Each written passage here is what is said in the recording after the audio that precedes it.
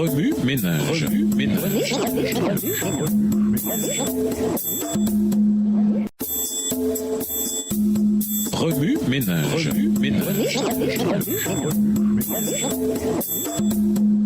Bienvenue dans votre émission. Remue ménage. Nous voilà à la leçon de vendredi. Est-ce que tout ça va brûler?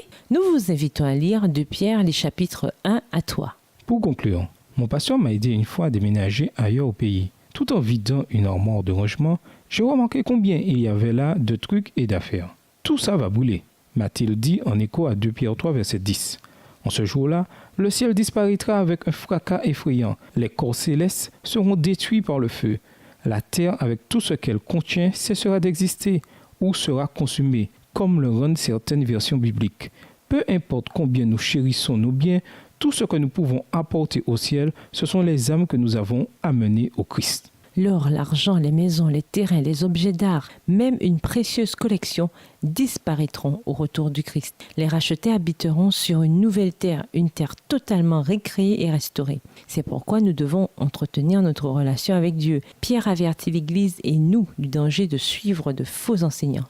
Tenons-en compte. Qu'aux fausses idées, dans les cercles chrétiens modernes, quels faux enseignements populaires circulent?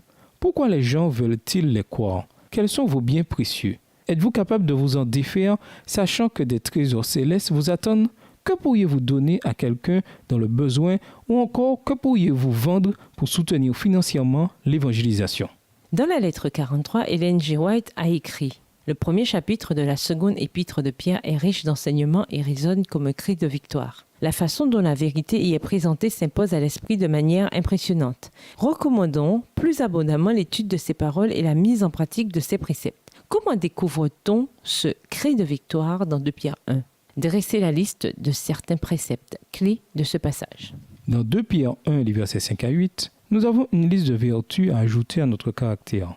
Comment vous y prendre pour en ajouter une cette semaine?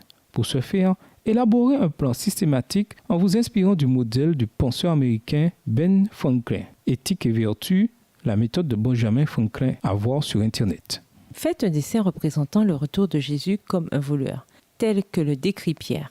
Comparez-le avec l'illustration que nous avons d'une nuée venant de l'Est, devenant de plus en plus grande, jusqu'à ce que nous voyions le Christ et les anges.